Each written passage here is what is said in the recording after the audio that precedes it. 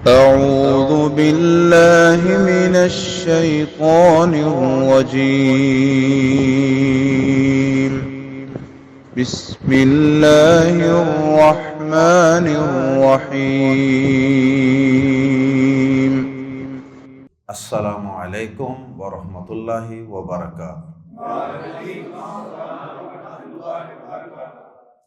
سورۃ التوبہ آیت نمبر 28 اور 29۔ ان الحمد للہ والصلاة والسلام علی رسول اللہ اما بعد۔ اعوذ باللہ السمیع العلیم من الشیطان الرجیم من ہمزہ ونفخہ ونفثہ۔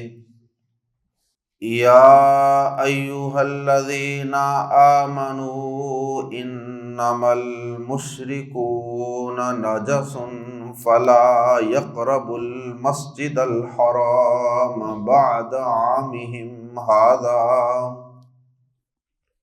وَإِنْ خِفْتُمْ عَيْلَةً فَسَوْفَ يُغْنِيكُمُ اللَّهُ مِنْ فَضْلِهِ إِنْ شَاءَ إِنَّ اللَّهَ عَلِيمٌ حَكِيمٌ۔ قاتلوا الذين لا يؤمنون بالله ولا باليوم الآخر ولا يحرمون ما حرم الله ورسوله ولا يدينون دين الحق من الذين أوتوا الكتاب حتى يعطوا الجزية عن يد وهم صاغرون۔ سورت کے آغاز میں اللہ رب العزت نے مشرکین کو مسجد حرام سے نکال دینے کا حکم دیا۔ اب اللہ رب العزت نے ان مشرکین کو مسجد حرام سے بلکہ حدود حرم سے نکال دینے اور قیامت تک وہاں داخل نہ ہونے دینے کا جو حکم دیا، اس کی مصلحت اور حکمت بیان فرمائی ہے، اور اس کا ایک بڑا بنیادی سبب بیان کیا ہے، اور وہ سبب یہ ہے کہ یہ مشرک لوگ معنوی اعتبار سے، باطنی اعتبار سے، عقائد و اعمال کے اعتبار سے انتہائی گندے ہیں، یہ نجس ہیں، پلید ہیں، ان کے عقیدے انتہائی نجس ہیں، اور ان کی سوچ، نظریات انسانیت کے متعلق، مسلمانوں کے متعلق، وہ بھی انتہائی گھٹیا ہے۔ اس لیے ان کا حدود حرم میں رہنا کسی طرح بھی اللہ پاک کو گوارا نہیں ہے۔ یہ ان کی گندی سوچ ہی کا نتیجہ ہے کہ وہ اللہ کے گھر کے اندر 360 کے قریب بت سجائے بیٹھے ہیں، اور پھر اسی پیغمبر کی تصویریں اور بت بھی بنا رکھے ہیں جو سب سے بڑا بت شکن تھا، ابراہیم علیہ السلام۔ اور یہ اس مشرک قوم کی گندگی اور پلیدی ہی کی ایک بہت بڑی دلیل ہے کہ اللہ کے گھر کا ننگے ہو کر طواف کیا جاتا ہے۔ اللہ اکبر، العیاذ باللہ۔ اللہ پاک نے ان مشرکوں کو باطنی اور معنوی لحاظ سے نجس اور پلید قرار دیا۔ اس کا یہ مطلب نہیں کہ ان کو ٹچ کرنے سے، ان کو چھونے سے، ہاتھ لگانے سے مسلمان بھی گندا اور نجس اور پلید ہو جائے گا، ایسا نہیں ہے، کیونکہ اللہ کے نبی صلی اللہ علیہ وسلم نے ایک مشرکہ عورت کے مشکیزے سے پانی پیا تھا۔ اب اگر وہ مشرکہ کا ہاتھ ہی نجس اور پلید ہو تو پھر تو اس نے مشکیزے کو لگایا، اور مشکیزے کا پانی بھی گندا ہو گیا، پھر نبی صلی اللہ علیہ وسلم پانی تو نہ پیتے۔ اسی طرح آپ نے یہ صحیح بخاری کے اندر احادیث ہے، آپ نے خیبر کے ایک یہودی کی دعوت قبول فرمائی، پھر وہ جو آپ کو زہر ملا کے گوشت کے اندر دیا گیا تھا، وہ معاملہ بھی اس کی دلیل ہے۔ اور پھر قرآن مجید میں اللہ رب العزت نے اہل کتاب کی عورتوں سے نکاح کو جائز قرار دیا۔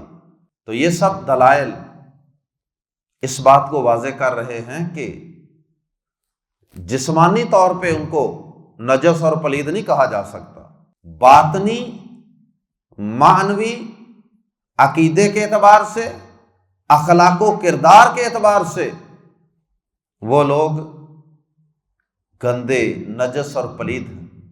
ویسے تو ان کی جو جسمانی طہارت و پاکیزگی ہے اس کا حال بھی کوئی اچھا نہیں ہے، نہ غسل جنابت کا پتہ، نہ بغلوں کے اور زیر ناف بال صاف کرنے کا پتہ، اور سارے کا سارا زور داڑھی کے بال مونڈنے پر، کلین شیو، اور پھر مزید زور فرانس کی پرفیومیں لگانے پر۔ آپ نے یہ بات محسوس کی ہوگی، اور یہ بات یقیناً آپ کے تجربے میں ہوگی کہ ایسے لوگ ظاہری طور پہ جتنی مرضی خوشبوئیں لگا لیں، آفٹر شیو استعمال کر لیں، استری شدہ کپڑے پہن لیں، لیکن ان سے خاص قسم کی گندگی کی بدبو آتی ہے، باوجود اس کے کہ ان کی جسمانی طہارت و صفائی کا بھی کوئی حال نہیں۔ یہ تو اللہ پاک کا ہم پہ، مسلمانوں پہ احسان ہے کہ اللہ پاک نے ہمیں ایسا دین اسلام عطا فرمایا، ایسا پاکیزہ دین عطا فرمایا جو اپنے ماننے والوں کو ظاہری طور پہ بھی پاکیزہ، صاف ستھرا رکھتا ہے، اور باطنی اور مانوی لحاظ سے بھی اپنے ماننے والوں کو پاکیزہ اور صاف ستھرا رکھتا ہے۔ دین اسلام کا عقیدہ بھی پاک، صاف ستھرا، اور جسمانی بھی طہارت و پاکیزگی، باطنی لحاظ سے بھی غسل جنابت، تیمم، وضو کا اہتمام۔ اللہ اکبر! سچی بات یہ ہے کہ جو تصور طہارت و پاکیزگی کا اسلام نے دیا ہے، واللہ العظیم دنیا کے کسی مذہب نے وہ طہارت و پاکیزگی کا تصور انسانیت کے سامنے پیش نہیں کیا۔ تو اللہ پاک نے ان مشرکوں کو حدود حرم سے نکال دینے اور قیامت تک دوبارہ داخل نہ ہونے کی ایک حکمت اور اس کا ایک سبب بیان کیا ہے، اور وہ یہ ہے کہ یہ مشرک، یہ شرک کرنے والے، یہ پلید ہیں، نجس ہیں، گندے ہیں، اور عقیدے کی گندگی سب سے بڑی گندگی ہوتی ہے کائنات کی۔ انسان ظاہری طور پہ جتنا مرضی صاف ستھرا، اجلے، سفید کپڑے پہن لے، سفید داڑھی رکھ لے، خوشبوئیں لگا لے، مسواکیں کر لے، وضو غسل کر لے، لیکن اگر اس کے اندر شرک کی گندگی ہو تو اس سے بڑا گندا اور پلید شخص دنیا میں کوئی نہیں اللہ کی نظر میں۔ تو بہرحال باوجود اس کے کہ ان کو نجس اور پلید کہا گیا اور مسجد حرام میں داخل ہونے سے منع کیا گیا، لیکن باقی مسجدوں کے لیے یہ حکم نہیں ہے، باقی مسجدوں کے لیے یہ حکم نہیں ہے، اس لیے کہ وہ جسمانی طور پر نجس پلید نہیں ہے، وہ باطنی طور پر نجس پلید ہیں۔ تو اللہ پاک نے جو سب سے محترم عزت والا مقام تھا، مسجد حرام، جو مسلمانوں کا ہدایت کا مرکز اور منبع تھا، وہاں تو ان کا داخلہ قیامت تک کے لیے بند کر دیا، لیکن عام کسی مسجد میں کافر و مشرک کا داخلہ یہ منع نہیں ہے، اگر وہ جسمانی لحاظ سے پاک ہو۔ نبی صلی اللہ علیہ وسلم کے دور کے اندر غیر مسلم مشرک و کافر مسجد نبوی میں آپ سے ملنے کے لیے آ جایا کرتے تھے، اور پھر وہ اسامہ بن اسال رضی اللہ تعالیٰ عنہ کا واقعہ مشہور ہے، جن کو نبی صلی اللہ علیہ وسلم نے مسجد نبوی کے ایک ستون کے ساتھ باندھ دیا تھا، اور پھر 3 دن کے بعد ان کو چھوڑ دیا تھا، اور وہ تھوڑی ہی دیر کے بعد قریبی باغ سے غسل کر کے دوبارہ مسجد نبوی میں مسلمان ہونے کے لیے حاضر ہو گئے تھے۔ اللہ اکبر۔ تو بہرحال اللہ پاک نے مشرکوں کی اسی شاید گندگی اور پلیدی کی وجہ سے انہیں یہ حکم دیا ہے کہ جب وہ مسلمان ہوں تو ان کو پہلے غسل کروایا جائے۔ آئیے قرآن مجید کے الفاظ میں پڑھتے ہیں، یا ایھا الذین آمنوا، اے لوگو جو ایمان لائے ہو، انما محض صرف، یا ترجمہ کر سکتے ہیں بات صرف یہی ہے، اس کے علاوہ کوئی اور بات ہے ہی نہیں، اس بات میں کوئی اور گنجائش ہے ہی نہیں۔ کیا؟ المشرکون، مشرک لوگ، نجس، نجس ہیں، ناپاک ہیں، پلید ہیں۔ یا ایھا الذین آمنوا انما المشرکون نجس، اے لوگو جو ایمان لائے ہو، بات یہی ہے کہ مشرک لوگ ناپاک ہیں۔ فلا، پس نہ، یقربوا، وہ قریب آئیں، المسجد الحرام، مسجد حرام کے۔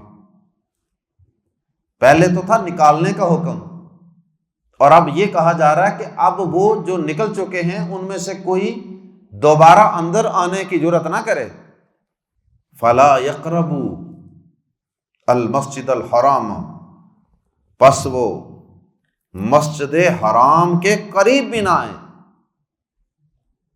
تو فلا یقربوا کے الفاظ سے اہل علم نے یہ مفہوم بھی نکالا ہے کہ صرف حرم میں داخلہ منع نہیں ہے، بلکہ حدود حرم، جو نبی صلی اللہ علیہ وسلم نے مکہ کے اندر ایک خاص ایریا مقرر کیا ہوا ہے جسے حدود حرم کہتے ہیں، اور وہاں باقاعدہ آج بھی مختلف نشان لگے ہوئے ہیں کہ یہ اتنا ایریا جو ہے یہ حدود حرم ہے۔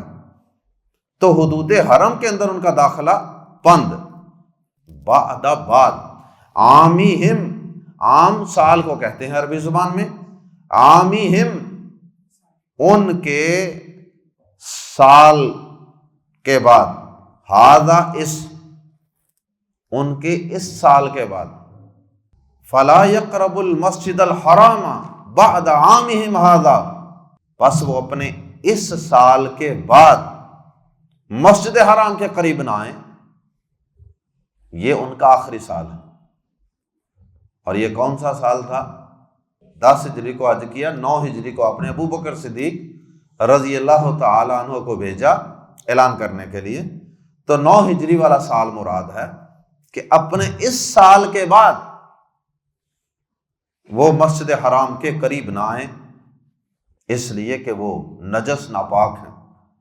اور اس کے مقابلے میں نبی صلی اللہ علیہ وسلم نے ایک دفعہ ابو ہریرہ رضی اللہ تعالیٰ عنہ کا ہاتھ پکڑا ہوا تھا، صحیح بخاری میں حدیث، اور ان پر صرف غسل جنابت واجب تھا، وہ جنابت کی حالت میں تھے۔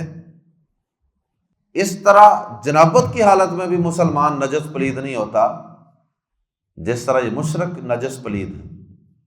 ابو ہریرہ رضی اللہ تعالیٰ عنہ کا ہاتھ نبی پاک صلی اللہ علیہ وسلم کے ہاتھ مبارک میں تھا۔ تھوڑا سا آگے جا کے آپ کہیں بیٹھ گئے، آپ کے بیٹھ جانے کے بعد انہوں نے اپنا ہاتھ آہستہ آہستہ کھسکا لیا۔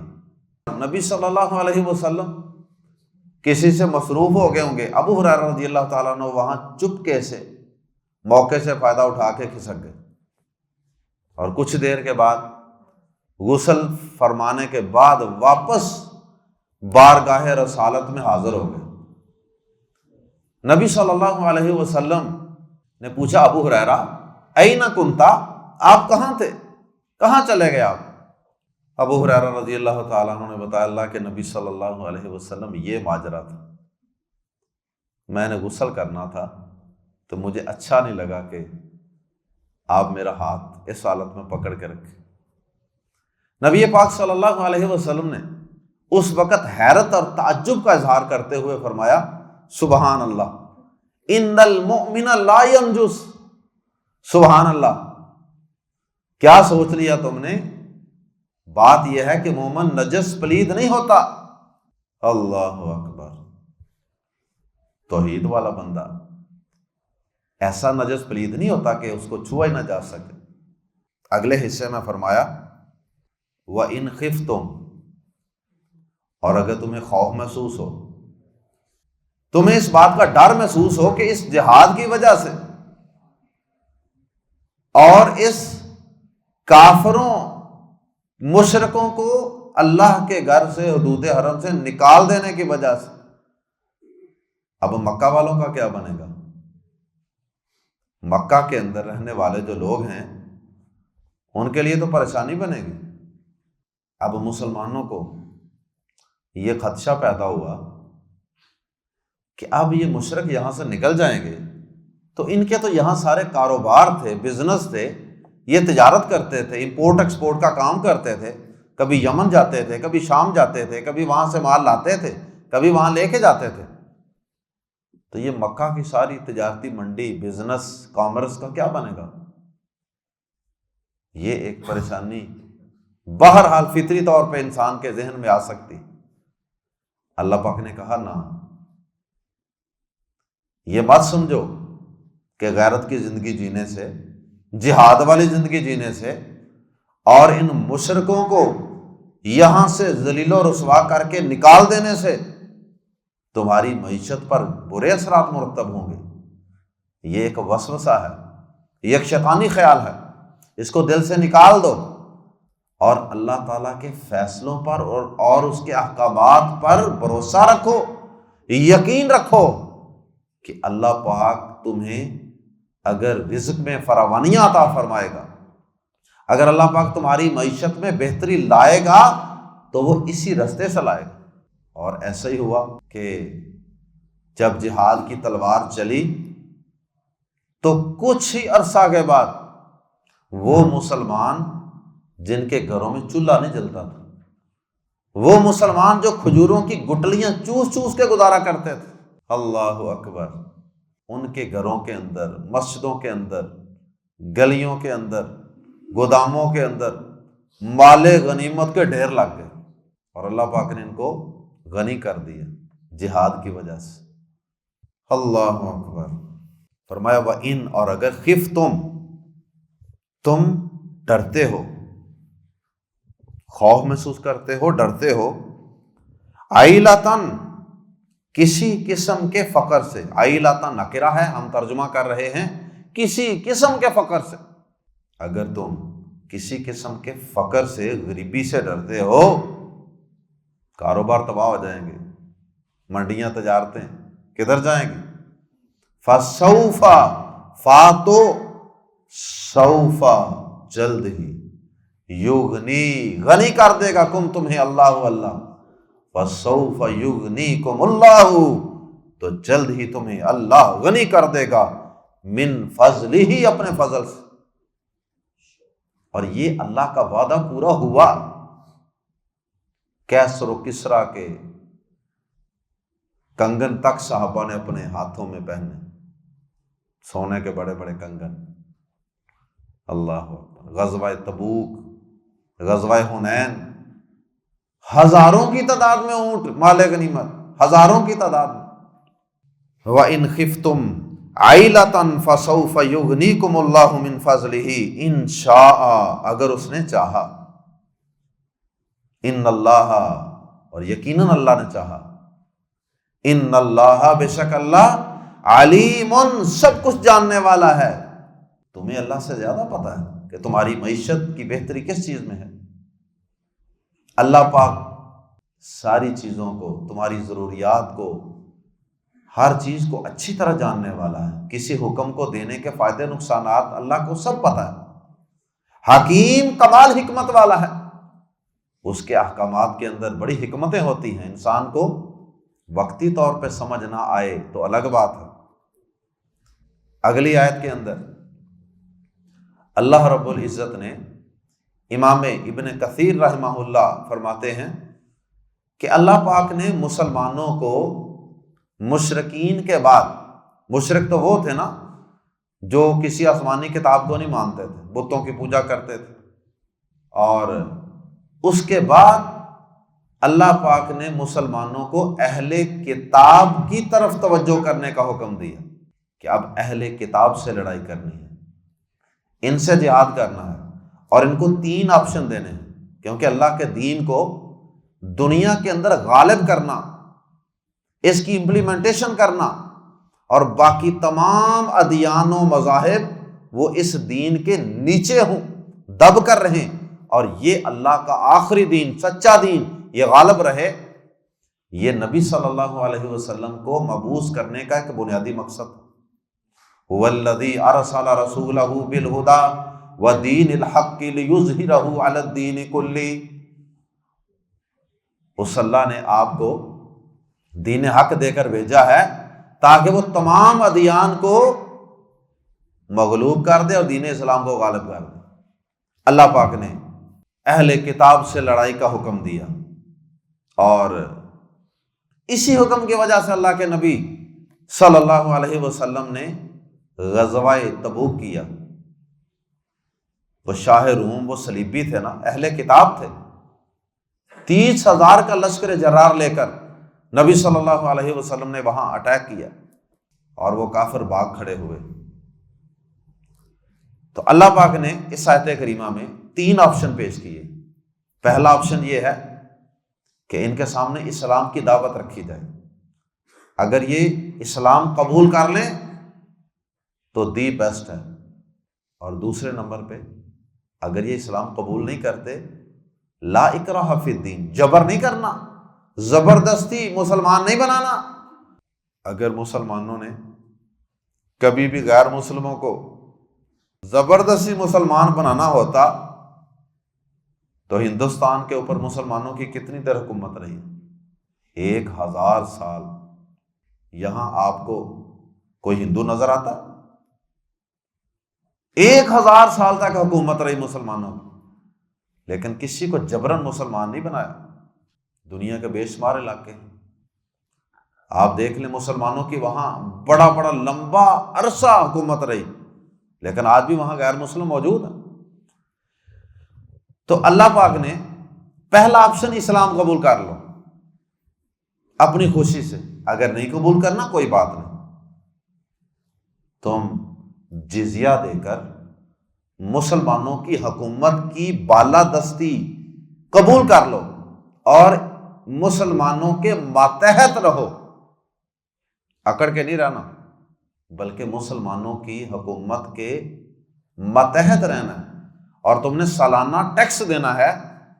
مسلمان تو زکوٰۃ دیتے ہیں، لیکن تم نے ایک ٹیکس دینا ہے۔ تمہاری اسلامی حکومت تمہاری حفاظت کرے گی، اسلامی حکومت تمہاری حفاظت کرے گی، تمہارے جان مال عزت آبرو ساری بنیادی سہولیات وہ اسلامی حکومت تمہیں فراہم کرے گی، لیکن تم نے ایک ٹیکس دینا ہے، اس ٹیکس کو کہتے ہیں جزیہ۔ تو وہ جزیہ تم نے دینا ہے۔ نبی صلی اللہ علیہ وسلم کے دور میں حضرت معاذ جب یمن گئے تھے تو انہوں نے ایک شخص سے نبی صلی اللہ علیہ وسلم کے حکم کے مطابق، سنن نبی داؤد میں حدیث، ایک بالغ شخص سے 1 دینار جزیہ لیا تھا سالانہ، یا پھر اس قیمت کے برابر کپڑا۔ تو بہرحال یہ اسلامی حکومت فیصلہ کرے گی جن لوگوں سے جزیہ لینا ہے ان کی مالی پوزیشن کیا ہے، اس کے مطابق یہ فیصلہ ہوگا۔ تو کتنے آپشن ہو گئے؟ 2۔ پہلا اسلام قبول کر لو، دوسرا جزیہ دے دو اور اپنے دین پر چلو، لیکن چوڑے ہو کے نہیں، ماتحت رہنا، اپنی عبادت گاہوں میں جا کے عبادت کرو، لیکن تم کسی مسلمان کو تبلیغ نہیں کر سکتے۔ عمر فاروق رضی اللہ تعالیٰ عنہ نے اس کے بڑے لمبے چوڑے SOPs بنوائے تھے۔ اللہ اکبر۔ جب انہوں نے شام کو فتح کیا تھا تو انہوں نے وہاں کے عیسائیوں کے لیے ان سے جب معاہدہ کیا، جزیہ لیا، تو ان کے لیے لمبے چوڑے SOPs بنا کے ان سے معاہدہ کیا تھا۔ اس میں بڑی باتیں تھیں کہ تم مسلمانوں والا لباس نہیں پہن سکو گے، مسلمانوں کی طرح پگڑی شگڑی پہن کے، اسی طرح تم اپنے مذہب کی تبلیغ نہیں کر سکو گے۔ اپنی عبادت گاہ کے اندر عبادت کرو۔ اور بھی بہت سی باتیں تھیں۔ تو مسلمان اگر کسی مجلس میں بیٹھے ہوں گے تو تمہیں وہاں بیٹھنے کی اجازت نہیں ہوگی، الا یہ کہ مسلمان خود تمہیں وہاں بلائیں، اور اگر کسی جگہ پہ کوئی مسلمان آئے گا تو تمہیں ان کے لیے جگہ پیش کرنی ہوگی۔ قرآن مجید کے الفاظ ابھی ہم پڑھیں گے۔ قرآن مجید نے کہا کہ ان سے جزیہ لینا ہے اور وہ ذلیل و رسوا ہو کر دب کر رہیں گے، چوڑے سینے کر کے بدماشیاں کر کے نہیں رہیں گے۔ تو پہلا آپشن اسلام، دوسرا جزیہ، اور متحد بن کے ذمہ بن کے رہنا، اور تیسرا آپشن اگر یہ دونوں آپشن قبول نہیں کرتے تو پھر ان کے ساتھ جہاد۔ تو اسلام نے لڑائی والا آپشن سب سے آخر میں رکھا۔ اللہ اکبر۔ قرآن مجید نے اہل کتاب کو کون سے 3 راستے اور 3 آپشن دیے؟ قاتلو، لڑو، الذین، ان لوگوں سے، لا یؤمنون، جو نہیں ایمان رکھتے، باللہ، اللہ پر، ولا، اور نہ ہی، بالیوم الآخر، آخرت کے دن پر، ان سے لڑو۔ لڑنے کا سبب بھی بیان کیا، جن کا نہ اللہ پر ایمان ہے نہ یوم آخرت پر ایمان ہے، ولا، اور نہ ہی، یحرمون، اور نہ ہی وہ حرام سمجھتے ہیں، ما، جن چیزوں کو حرم اللہ ورسولہ، اللہ اور اس کے رسول نے حرام قرار دیا، ولا یدینون، اور نہ ہی دین بناتے ہیں، نہ ہی وہ دین کو اختیار کرتے ہیں، دین الحق کی، دین حق کو، اور نہ وہ دین حق کو اختیار کرتے ہیں، دین اسلام کو، من الذین، ان لوگوں میں سے، اوتوا الکتاب، جنہیں کتاب دی گئی، حتیٰ، یہاں تک کہ، یؤتوا الجزیۃ، یہاں تک کہ وہ دیں، الجزیۃ، جزیہ، عن، سے، یدن، ہاتھ سے، این یدن، این یدم وہم صاغرون، یہاں تک کہ وہ ہاتھ سے جزیہ دیں، ایسے اپنی تھیلی پہ رکھ کے لائیں، یعنی زبردستی نہیں لینا، وہ خود پیش کریں، یہ لیں جی جزیہ۔ وہم، وہ، اس حال میں کہ، ہم وہ، صاغرون، حقیر ہوں، اور وہ حقیر بن کے رہیں، وہ پست ہو کے رہیں، وہ متحد بن کے رہیں۔ یہاں پر ایک سوال پیدا ہوتا ہے کہ اللہ پاک اہل کتاب کو کہہ رہے ہیں کہ اہل کتاب کے ساتھ لڑو کیونکہ یہ آخرت پر، اللہ پر ایمان نہیں رکھتے، تو کیا وہ آخرت پر اور اللہ پر ایمان نہیں رکھتے؟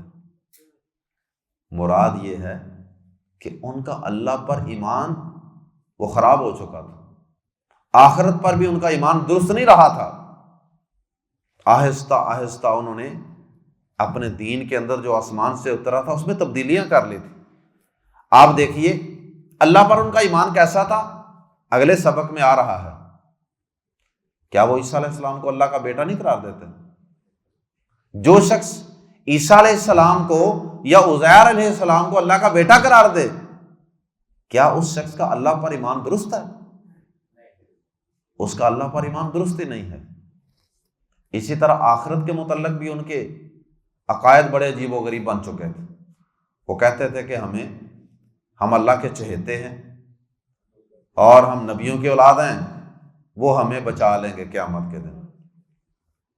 اب اس طرح کا عقیدہ آخرت کے متعلق، وہ ہمیں چھڑا لیں گے، وہ ہمیں بچا لیں گے۔ اور اسی طرح وہ یہ کہتے تھے کہ یہودی کہتے تھے کہ نہ، ہم تو پکے جنتی ہیں اور ہمارے علاوہ کوئی جنت میں نہیں جائے گا۔ عیسائی کہتے ہیں کہ ہمارے علاوہ کوئی جنت میں نہیں جائے گا، اور پھر وہ آخرت کے متعلق یہ کہتے ہیں کہ اگر ہم جہنم میں گئے بھی تو صرف گنتی کے چند دن جائیں گے، پھر نکال لیے جائیں گے۔ اس طرح کے عقائد آخرت کے متعلق انہوں نے خود ہی بنا لیے ہوئے تھے، اس لیے ان کا آخرت پر بھی صحیح معنوں میں جو آخرت کا تصور ہے مالک یوم الدین میں، وہ تصور ان کا نہیں رہا تھا۔ اس لیے اللہ پاک نے کہا کہ جو اللہ پر ایمان نہیں رکھتے، آخرت پر ایمان نہیں رکھتے، اور حلال و حرام کے اندر بھی انہوں نے گڑبڑ کر لی ہوئی تھی، رشوت انہوں نے حلال کر لی، سود انہوں نے حلال کر لیا، ہر چیز انہوں نے حلال کر لی۔ بلکہ آج کے دور کے اندر تو ان یہودیوں عیسائیوں نے اخیر ہی کر دیا، آج کے دور میں تو انہوں نے ہر چیز ہی حلال کر لی، اپنی کتاب سے بھی وہ بہت دور جا چکے، بلکہ آج تو وہ پوری دنیا کو، یہ اہل کتاب آج پوری دنیا کو سود پہ لگانے کے لیے سر توڑ کوشش کر رہے ہیں، پوری دنیا کو شراب پہ لگانے کے لیے، پوری دنیا کو بے حیا اور بغیرت بنانے کے لیے، پوری دنیا کی عورتوں کو ننگا کرنے کے لیے یہ ایڑی چوٹی کا زور لگا رہے ہیں۔ صرف یہ نہیں کہ وہ اپنی عورتوں کو کر رہے ہیں، بلکہ وہ چاہتے ہیں پوری دنیا کی عورتیں ننگی ہو جائیں۔ تو اس لیے ایسے لوگ، ان کا آخرت پر کیا ایمان ہے، اللہ پر کیا ایمان ہے، اور یہ اللہ کی حرام کردہ چیزوں کو کہاں حرام مانتے ہیں؟ اس لیے ایسے اہل کتاب سے اللہ پاک نے لڑائی کا حکم دیا۔ اللہ ہم سب کو حق بات کو سمجھنے کی اور اس پہ عمل کرنے کی توفیق عطا فرمائے۔ سبحانک اللہم و بحمدک، اشہد ان لا الہ الا انت، استغفرک و اتوب الیک۔